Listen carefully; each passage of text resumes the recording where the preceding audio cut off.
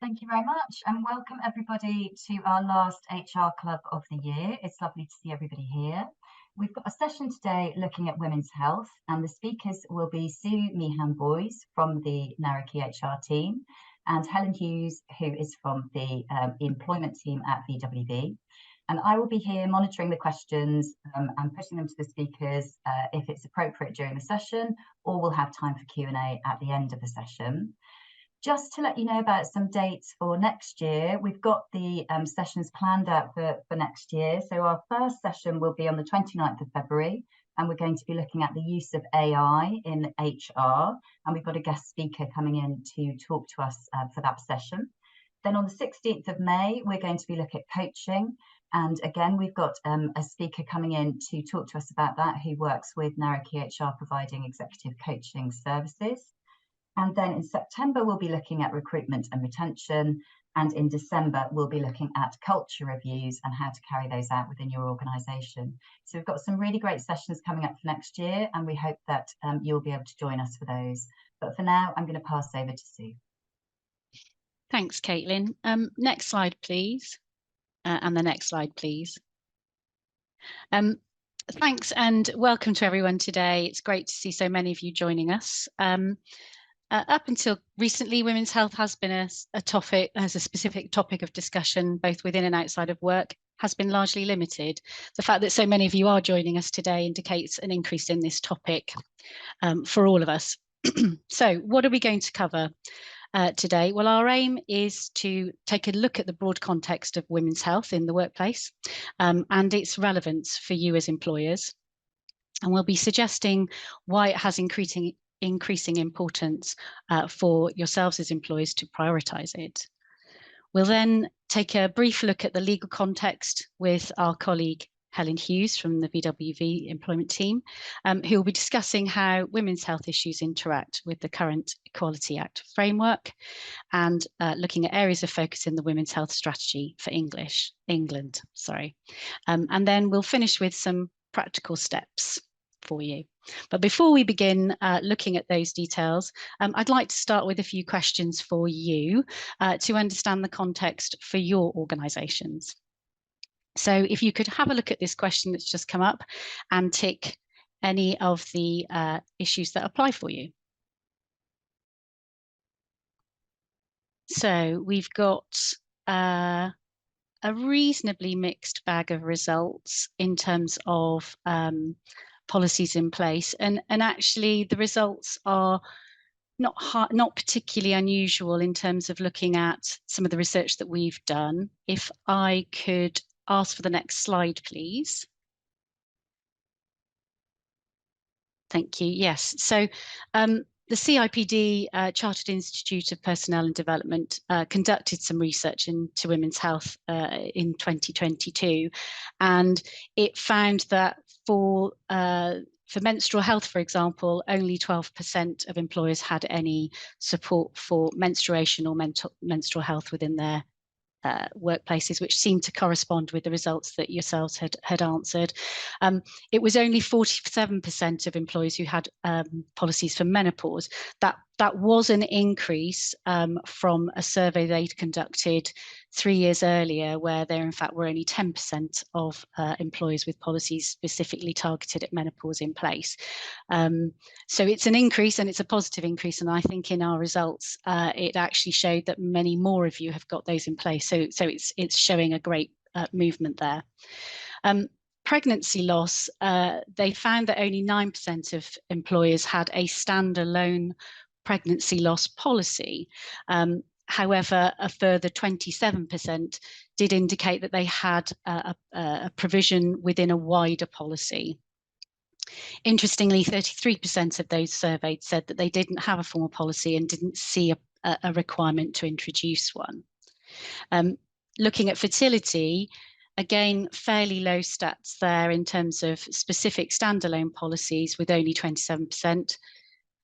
Domestic abuse, this was a survey conducted by Vodafone and KPMG back in 2017, and at that point only 5% of employers had any particular policy directed at supporting employees experiencing domestic abuse. abuse. But looking at mental health, for more employers, it is becoming a topic of interest, and therefore seeing a 53% existence of policies for organisations. So again, not probably surprising, and certainly in line with the results that came through from yourselves. So thank you for that. So you're in, I think the message really there is you're sort of in the same place as a lot of organisations. So you won't be unusual if you've had to answer that you haven't got policies across some of those areas. So next slide, please. So this question, we're just keen to understand whether you've run any particular campaigns or events within your organisation that have been targeted at women's health, to try and raise any awareness within your organisation. And again, please take any or all that apply.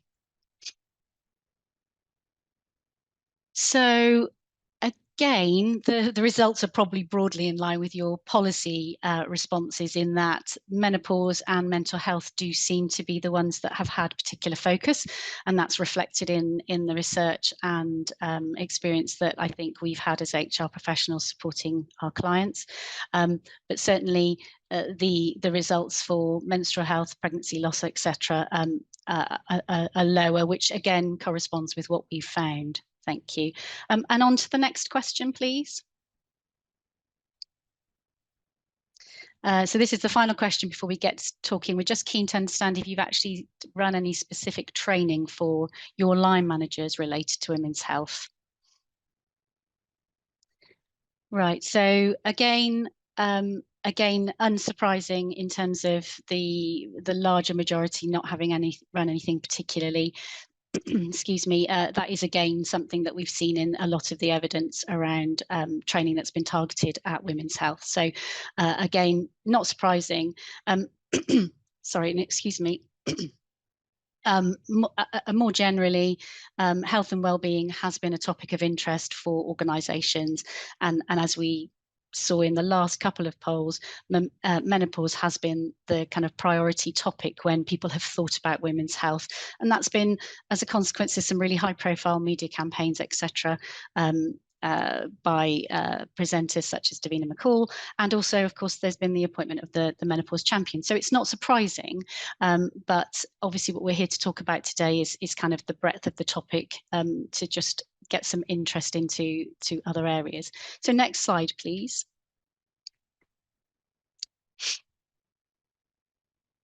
Thank you. So according to the Office for National Statistics and the UK Labour Market Bulletin, there were just over 15.5 million women in employment aged between 16 and 64. This is data taken from December 22, so it's really relevant. And actually, looking at the final bullet on that slide, that's actually 1.7 million more women in employment than there was a decade ago. So the numbers are increasing every year. I think it's 108,000 already in just compared to the same time last year as to when they did the survey. So the numbers are increasing. So considering the health of your workforce across the whole of their employment journey becomes relevant, and certainly for women in terms of the areas of menstrual health, menopause, pregnancy, postnatal support, domestic abuse, mental health, etc. These are topics that don't uniquely and only apply to women, and of course will have some relevance and impact for men, particularly if we're looking at areas of pregnancy loss, fertility, etc. But given that women, as we've demonstrated, are forming a significant proportion of your workforce, prioritising promoting their health becomes a quite natural and necessary consideration for yourselves as employers. But let's take a look at then how these particular aspects of women's health can impact their employment. If we take a look to the next slide, please. So looking first at menstrual health, we did some research into surveys that had been conducted, and actually it's useful to kind of make the point that the evidence that's being conducted is relatively recent and fairly focused in terms of the areas that it was looking at. But I think they demonstrate quite an interesting impact across the country in terms of people's experiences. So looking at menstrual health, one of the most interesting aspects was research was conducted by the TUC when they did a health and workplace survey back in 2023, and then the Chartered Institute of Personnel and Development have also done one. So it's really interesting to see the results compared with each other, and they're broadly in line. And one of the sort of interesting areas was that individuals are feeling that they can't actually talk about their menstrual health in the workplace, and 33% of those surveyed felt that it was just not seen as professional to talk about periods at work.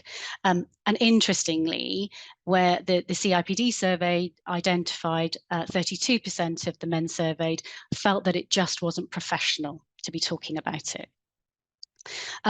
As a consequence, it's really not surprising, therefore, that 43% of those surveyed felt that they were embarrassed to reference their menstrual cycle when considering perhaps why they were either going to be absent or just in terms of talking at work. The 67% said that they'd had that their menstrual cycle had a negative impact on them at work, and this is in the context of impacting them through being in quite a significant level of discomfort, or whether it impacted them in terms of mood swings and their emotions. 53% had said that at some point they had to take time away from work because of their menstrual cycle. And a very small proportion, but 4% of those surveyed, suggested that actually this was something that occurred for them every month. If we look at sufferers of endometriosis, 50% of them felt that they were unable to take time off work despite not feeling well enough to attend. Now, the reason that they put forward for this was that they felt that they were unable to take the time off because there was a lack that was linked to others' perceptions about their condition, that the severity of it and the impact of it. And indeed, for sufferers of endometriosis, it can be quite significant in terms of the impact, both physical manifestations, but also how they end up feeling. So for 50% of them not to feel able to take the time that they perhaps should be taking off is quite a concerning statistic. And then in terms of having support within the workplace for managing menstrual health, 27% of those responding in the TUC survey suggest that was the only amount of support that they were getting. It was within the CIPD survey, there was 67% of those surveyed said that there were no dedicated menstrual policies in place for them, and I think the lack of support and policies in place that both those surveys reference are going to have a further impact on women's confidence to talk about the topic. Moving on to the next slide. If we look at menopause, as we've said, this is a topic that has definitely gained traction over the recent years, and is certainly one that's had some interesting media coverage. If we consider that women over 50 represent the fastest growing segment of the workforce, labour market statistics showed that the employment rate for aged 50 to 64 had increased year on year, and in the last 20 years that had grown from 47% employment rate to 67%.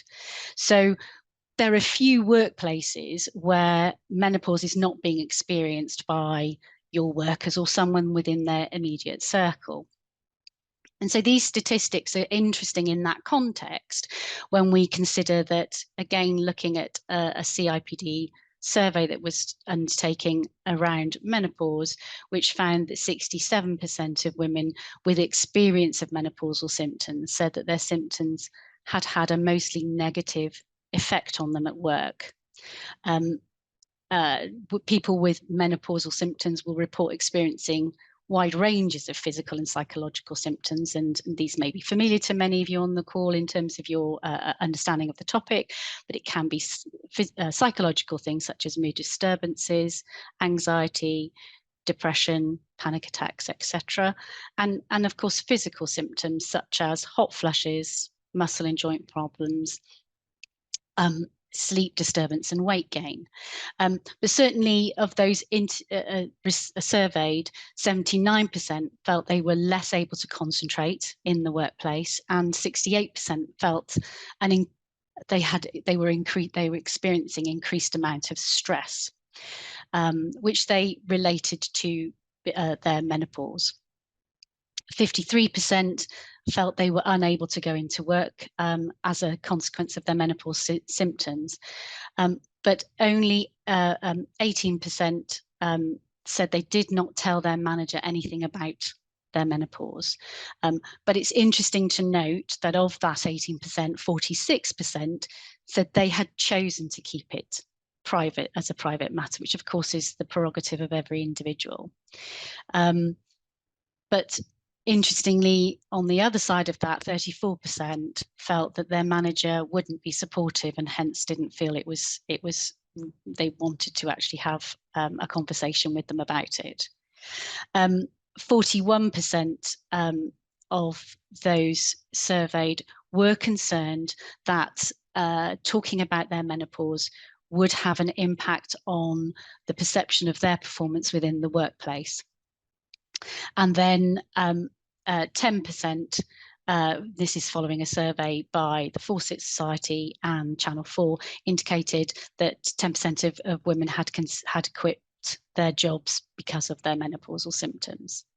So again, whilst there has been a lot of interest and positive coverage for the topic, the statistics are still showing some areas of impact for the employment space and for individuals. So on to the next slide, please.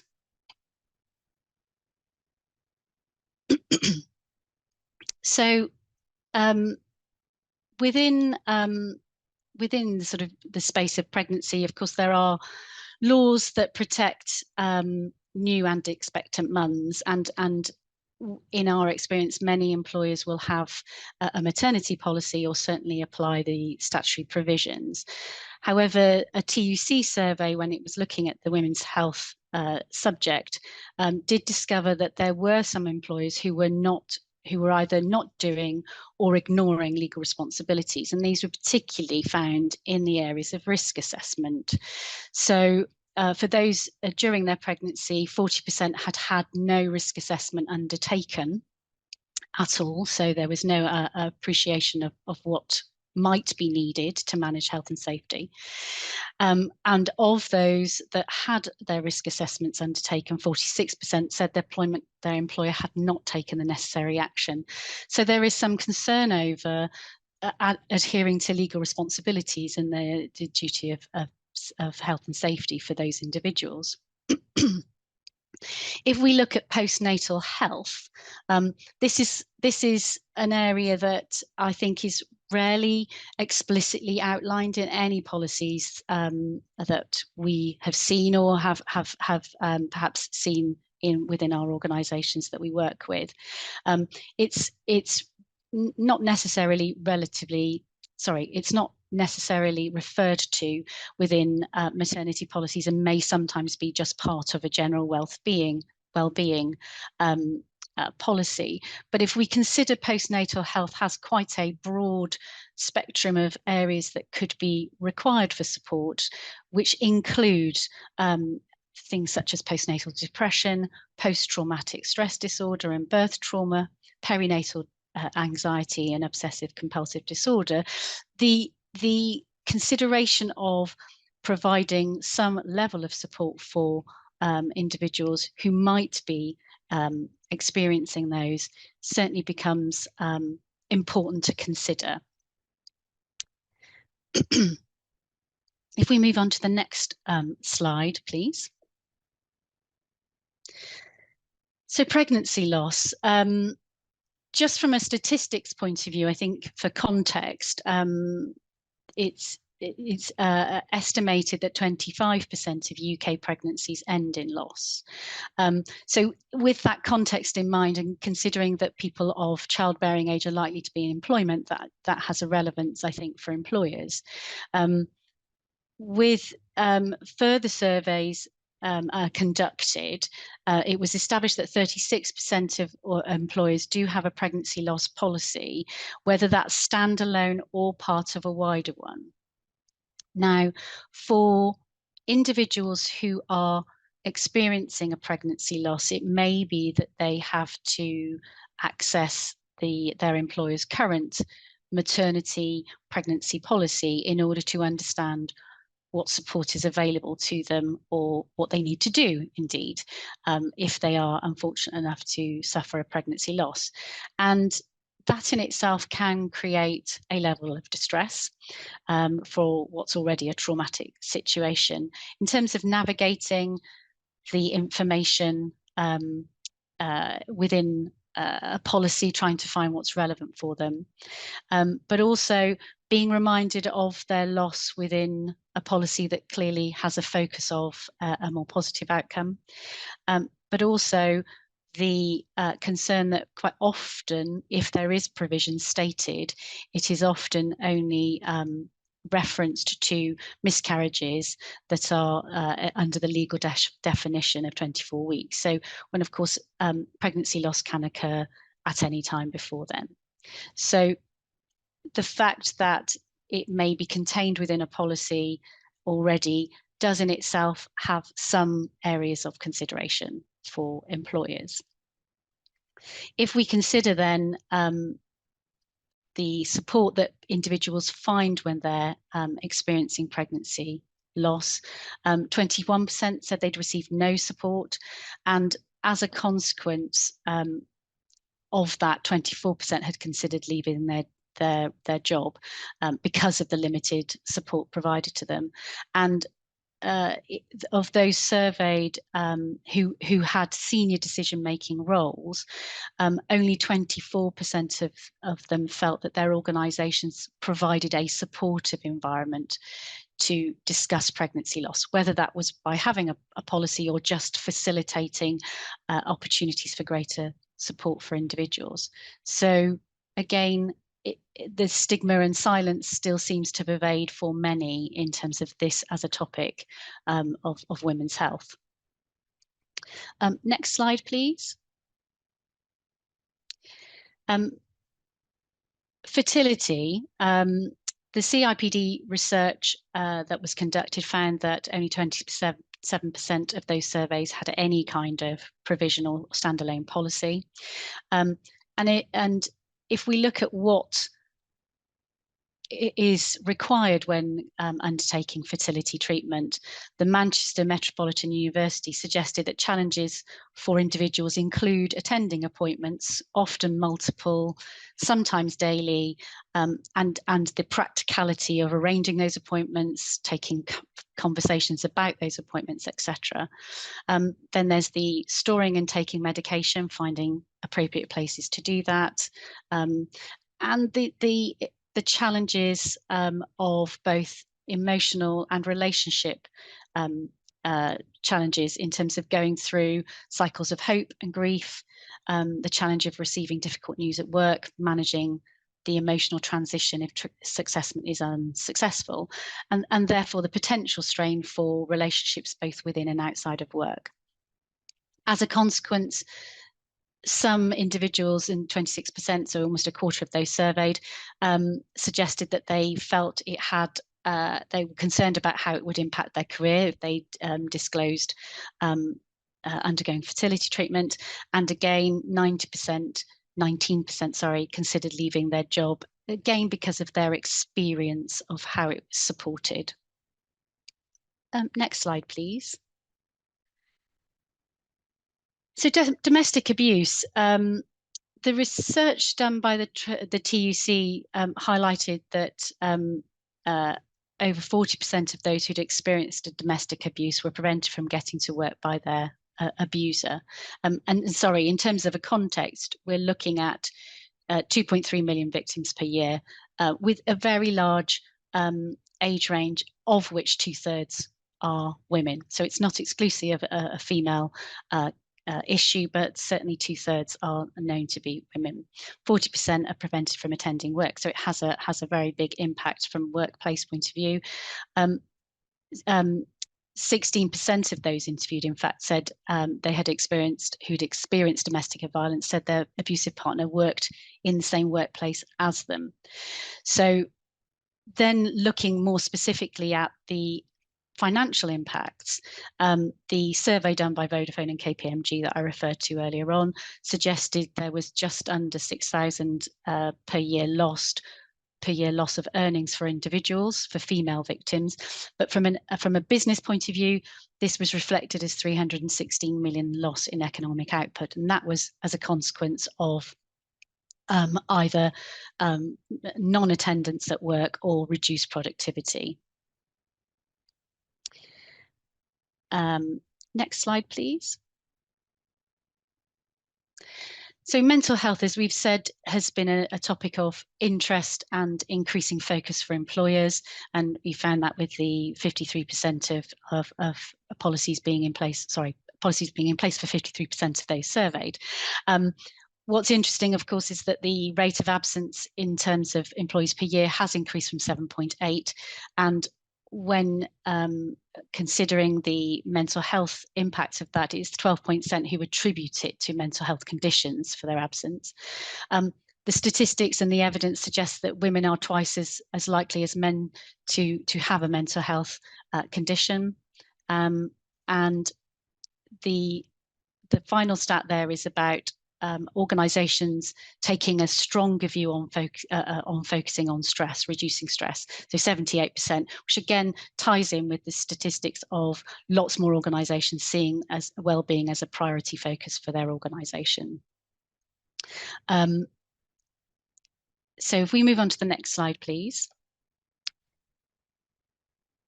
So there's lots of statistics there, but I guess the question is, why is it an important topic?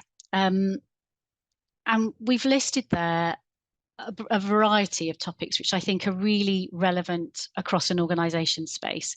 Certainly, there's the human aspect of breaking the taboo and talking to people about issues that are relevant to them. Within an HR space, we're always trying to create a work environment that's considerate of and responsive to the needs of employees. If we think about the fact that women are a significant proportion of the workforce, and we've reflected some of those health issues, then considering their health and considering actions to support that becomes an inevitable priority. From an EDI point of view, certainly the British Standards Institute, when they published the report examining why women are leaving the workforce, 20% mentioned health and well-being as a consideration, and particularly referenced menopause as being the lack of any support there being a barrier to continuing work. And 54% had said it was difficult to raise health and menopause related issues with their employer. So supporting staff more effectively will help with EDI for yourselves in the workplace. If we look at recruitment and retention, attracting and retaining staff with the right skills and experience is critical for any employer. When we look at the staff that we've invested in and who are productive for us, ensuring that they stay with us and are continuing to be productive makes common sense for any organisation. And certainly the statistics demonstrate that there's an impact on people's either ability to be in work or the productivity whilst they are in work is sometimes impacted. And interestingly, if we look at from a recruitment point of view, the employer brand is a concern for all employers. It's still a relatively competitive marketplace for the right candidates, and being an employer of choice is a key consideration. And employees are being quite discerning about the employees they want to work for. and making decisions appropriately, so long, based on a coincidence of value set. And a survey that was done by LifeSum, which was polling 5,000 of Gen Z and millennial individuals to explore how they make career decisions, they found that 40% of them would quit their job tomorrow for a role that better accommodated their female cycle. So if we look to the future, it's where the expectations are coming from. We are managing an aging workforce. So with employees living and working longer, having a work environment that's reflective and supportive of that is critical. There has been an increase in legal claims, and we'll be coming on to talk to Helen about that shortly. There's been a 44% increase in tribunal claims citing menopause. So it becomes a real importance for managing risk. And certainly within the government space, there has been a lot of discussion around prioritising women's health and to ensure that it's a supported issue within the workplace. So I will now hand over to my colleague Helen to talk through the legal context and implications. Helen. Thank you, Sue. First of all, apologies, I've got a bit of a cold, so apologies for a little bit sniffly or croaky. So yeah, in a call for evidence launched by the Department for Health and Social Care in 2021, these areas listed on the slide were identified by respondents as the top 5 areas where they wanted the department to focus their efforts. And the survey results also showed that just over 1 in 3 women felt comfortable talking about health issues in their workplace. And around 1 in 2 women said that their current or previous workplace had been supportive in relation to their health issues. But 3 in 5 of those who responded said that a health condition or a disability had impacted their experience in the workplace. And those impacts included stress, earnings potential, and promotion opportunities. Can I get the next slide, please? And so following that call for evidence, in July 2022, the government published a policy paper on the first ever women's health strategy for England. And that set out a 10-year plan and objectives to support women in the key areas listed on the slide, including menopause, pregnancy loss, flexible working, and also workplace policies and support.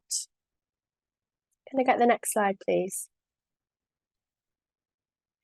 So now I'm going to talk a bit about the legal framework. Now, we've had a question about, the question was, does employment include self-employed? So I'm going to be talking a bit about the Equality Act. And in fact, under the Equality Act, there's a wider definition of employment than there is in the Employment Rights Act.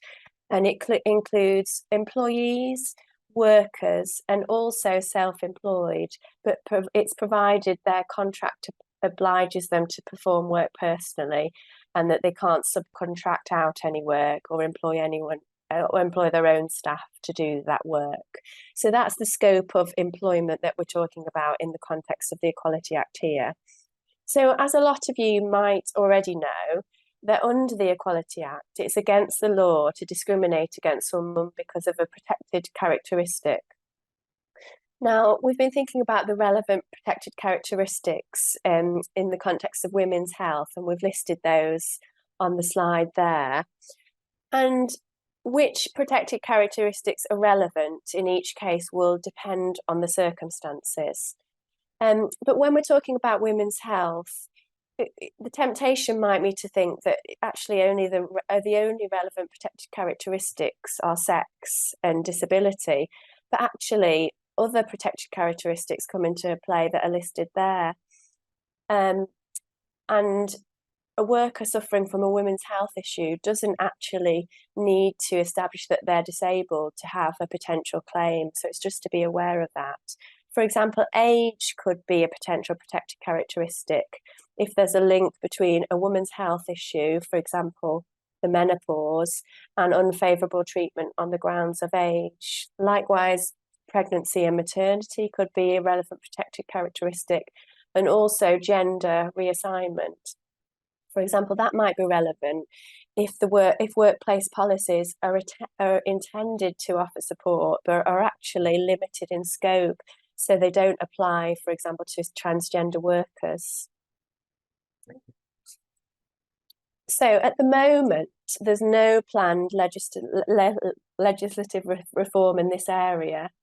And what we're kind of getting at here is that the government has not bowed to pressure to introduce the menopause, particularly, as its own protected characteristic under the Equality Act.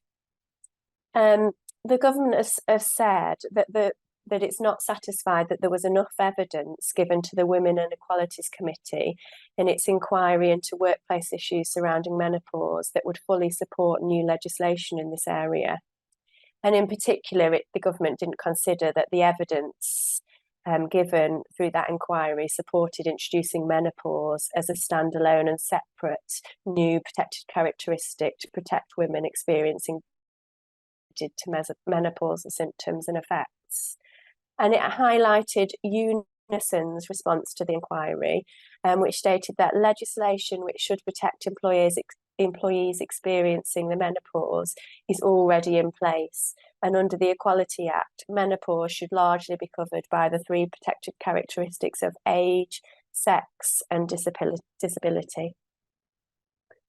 But the government did note in its response to the Women and Equalities Committee report that alternatives to having a new protected characteristics might also include an expansion of the duty to make reasonable adjustments, an expansion of the definition of disability, and an expansion of age discrimination provisions as they apply to employment.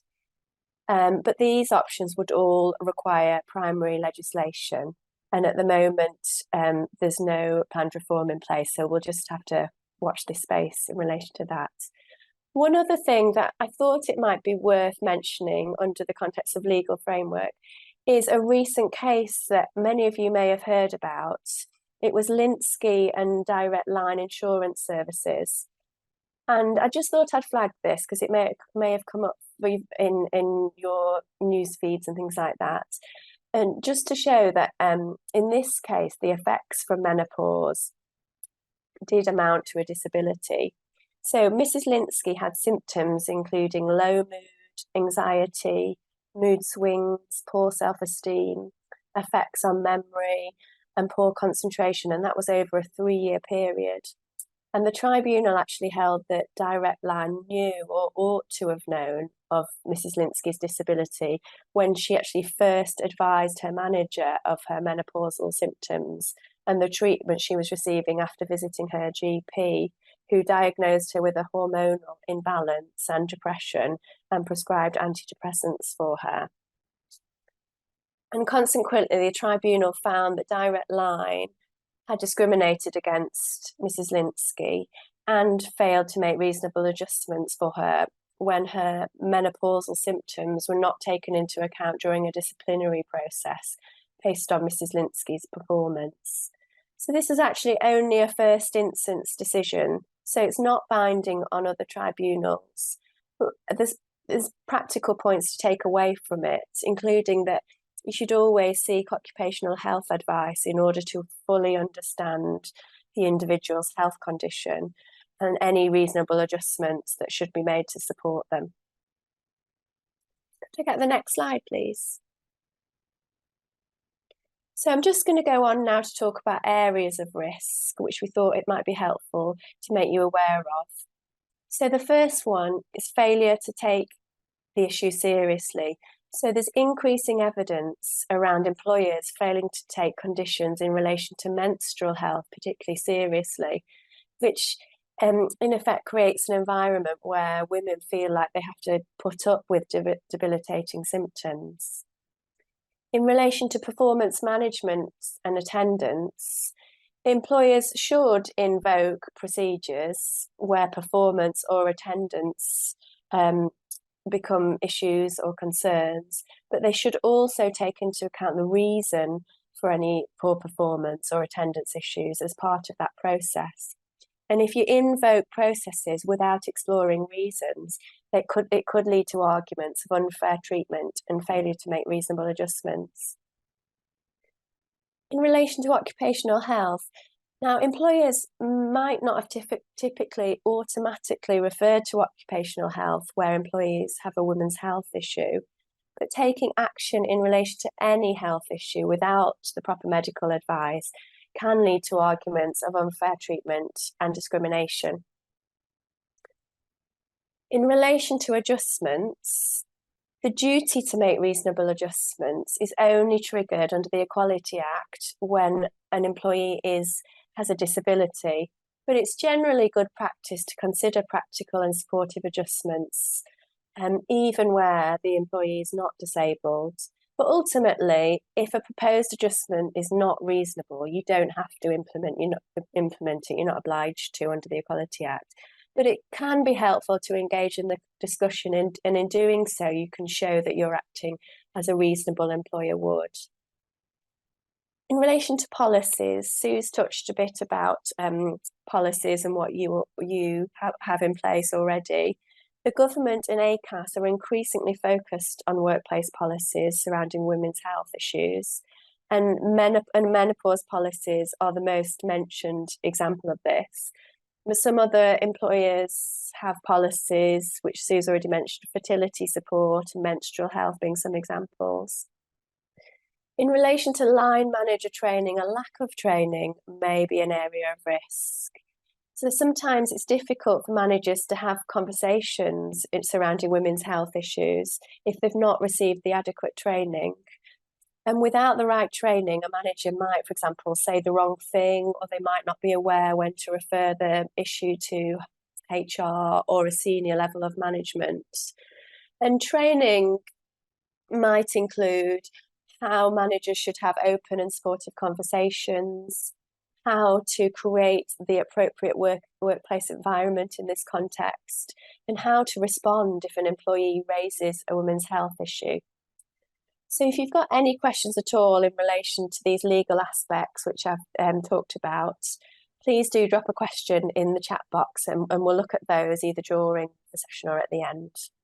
I'll hand back over to Sue now for the next slide. Thank you. Thanks, Helen.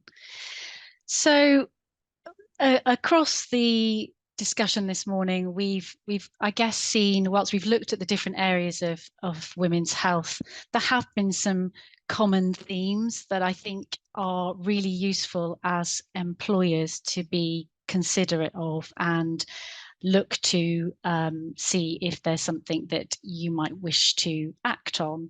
And I've proposed these kinds of areas as being those key themes of inclusivity, dialogue, and awareness training, which we've talked about a little bit, policies, and then some flexibility.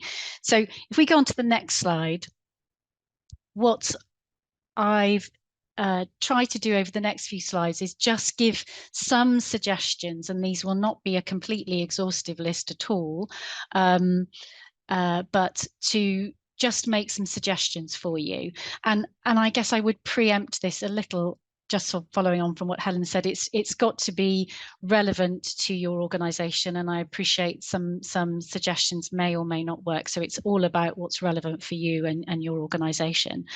But this first topic about creating an inclusive environment, if we consider all of the research that I referred to earlier on, a significant aspect that was covered off across all of those topics was this kind of stigma and the taboo that exists across women's health. Primarily that people are either unaware of the particular severity of conditions or the need for anything to be more specifically targeted at women's health. So sometimes it's just a lack of knowledge. And in other cases, it's just a little bit uncomfortable. It's something that we haven't talked about, and it isn't talked about from a society point of view. But ultimately, if I go back to that that stat from the ONS around the proportion of women in work and the increasing the rate of employment for women in 50 to 64, 40 to 64, sorry, then it's makes good business sense, really, to make sure that you are giving consideration to topics that are relevant for all of your workforce. So it's time to move on from having the taboo, really, to saying, can we do something about creating a more inclusive environment?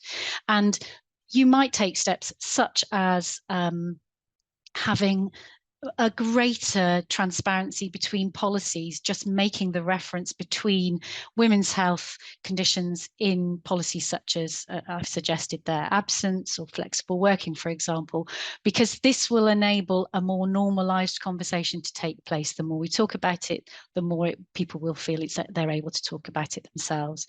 And then being inclusive in terms of what you provide as an employer. Some of that can be physical resources such as free or subsidized sanitary products and painkillers, areas for individuals to store spare clothing, whether that's for somebody who's experienced menopausal symptoms or somebody with endometriosis or experiencing a very difficult menstrual cycle.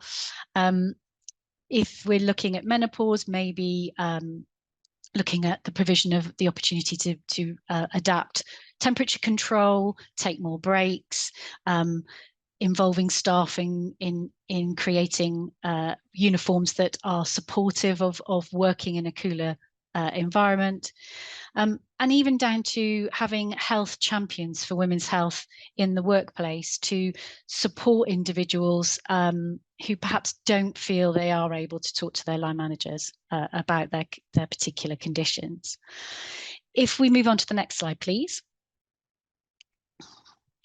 The next area that I think is really important for employers to consider is raising the awareness. Educating is key. Go back to that point that for some people, and I include myself in this in terms of looking into this as a topic for today, there was lots of information that I was really unaware of and found surprising, and actually I think it's really important that we continue to raise awareness of all of these areas so that we are educating ourselves and future employees in the workplace.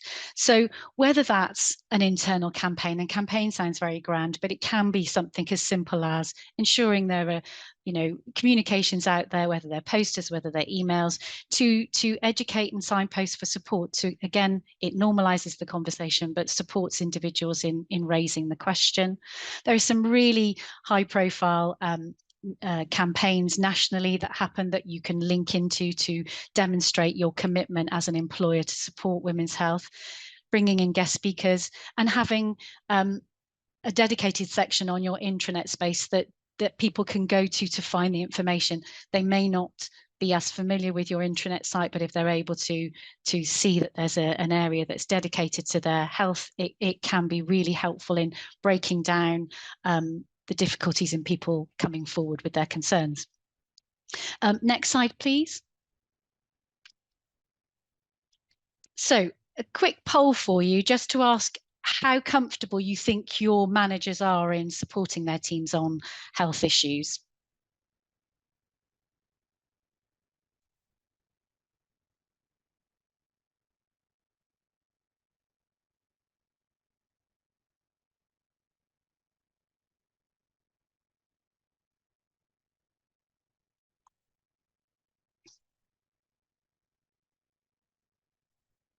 So it's a sort of some people not sure, which I think is a fair response in terms of perhaps knowing how comfortable people are, but a third don't believe they are, and it's just a smaller number that feel perhaps yes they are. Next slide, please. Line manager training was referenced in terms of the area of risk that Helen talked about, and I think the results that you've put forward certainly would support a need to consider whether there's room for training your line managers. I think line managers are that first port of call for many individuals in terms of dealing with any health issues of all of their team, and therefore they are going to be that first person who's faced with the situation. So developing their confidence to deal with it in an empathetic, sensitive way, reassuring them that they don't have to know all the answers. As with any of these well-being concerns, it's not about having all the answers, but it's helping people to understand what support's in place and where to signpost them for support, but also being supportive of the fact that there's going to be diversity of experience, and really that it's not a one size fits all, and there's not a presumption that everybody wants to talk about these aspects of their health, but it's about making an environment where people can, if they wish to do so. And of course, very importantly, addressing any issues related to bullying. Again, if we go back to that taboo aspect, in some cases, the sort of banter around some of women's health issues could almost have reinforced that feeling that you can't talk about the concerns. So ensuring that line managers understand where the boundaries lie for those types of challenges and deal with them adequately. Next slide, please.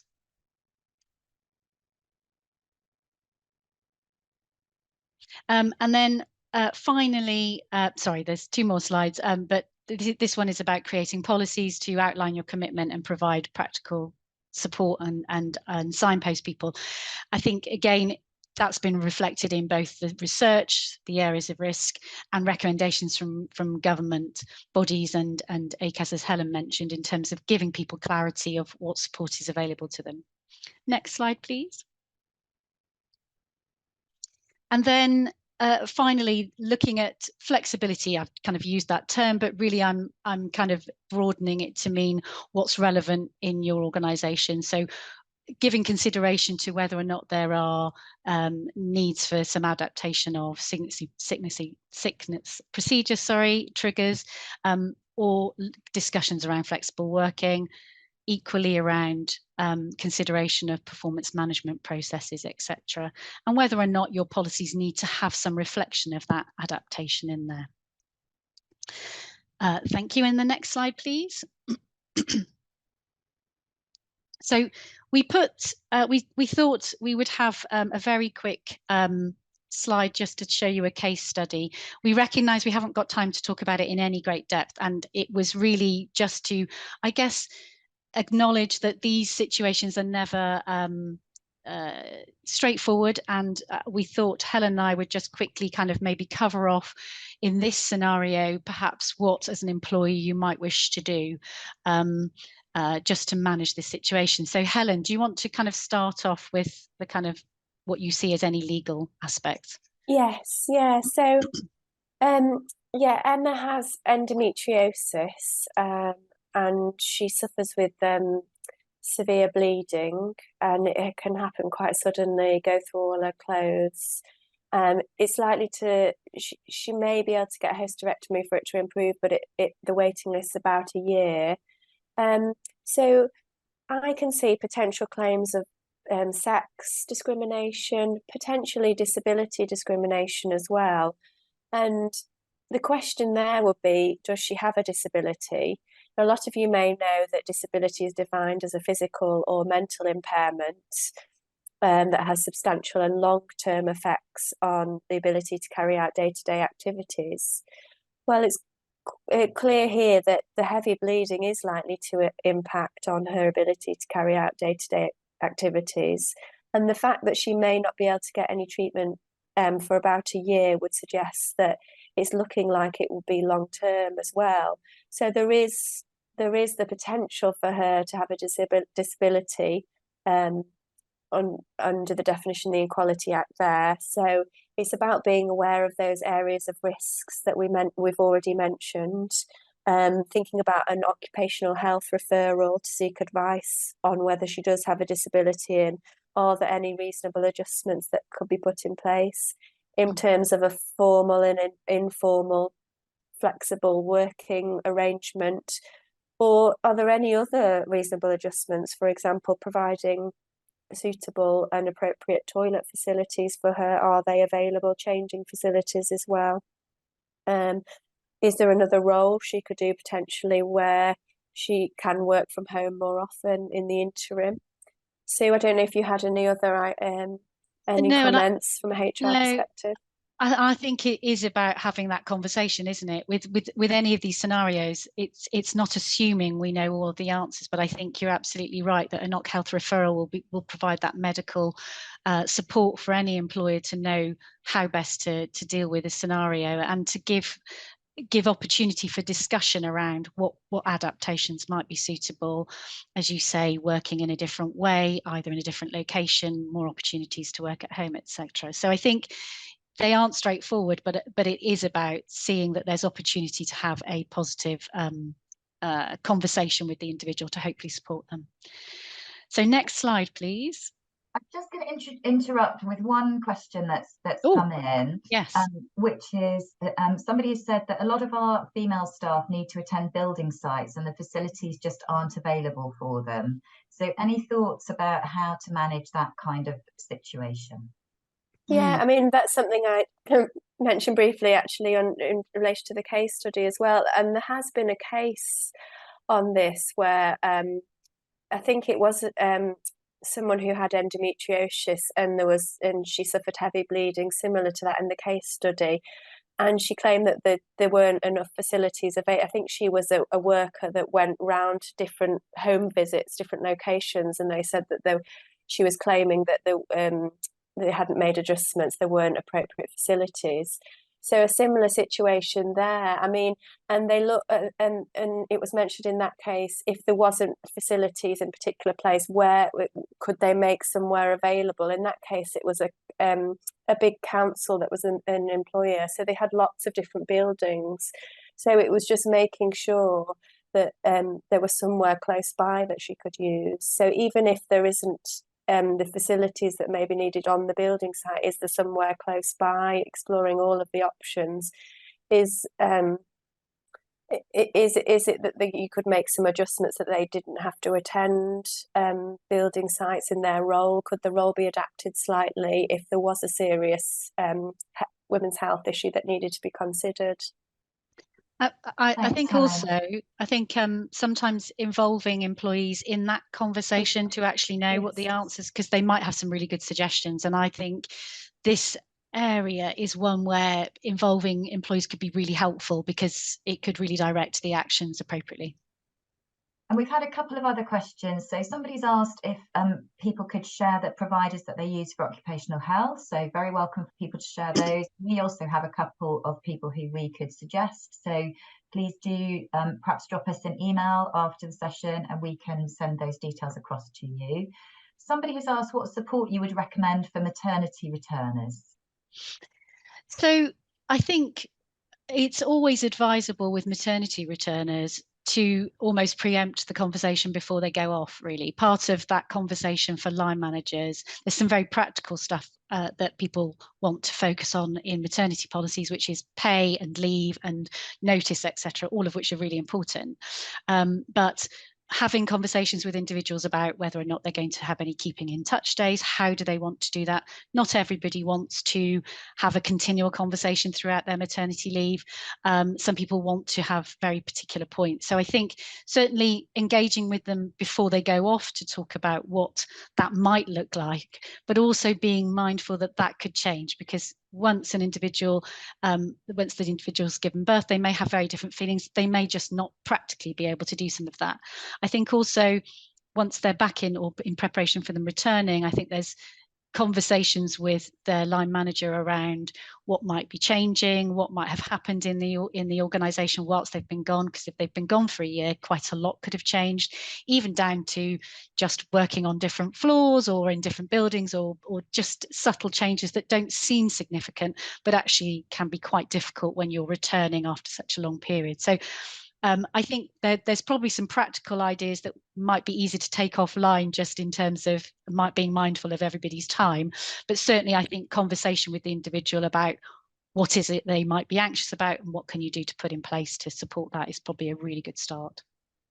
Just I'll say quickly there, as a recent maternity returner, I had some IT refresher training, which I found really useful actually, because a lot of things do go out of your head, as many of you will know when you've been on maternity leave. So yeah, just think simple things like refresher training, including IT as well. Yeah, really good idea. Good idea. Excellent. Thank you. I think we'll stop with the questions now because I'm conscious of time, and I know you've got a couple more slides to run through.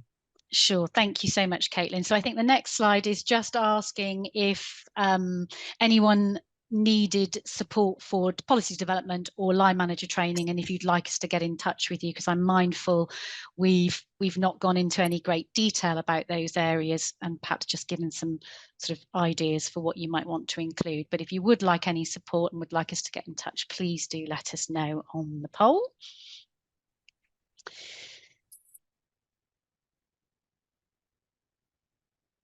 So hopefully those results will come up soon.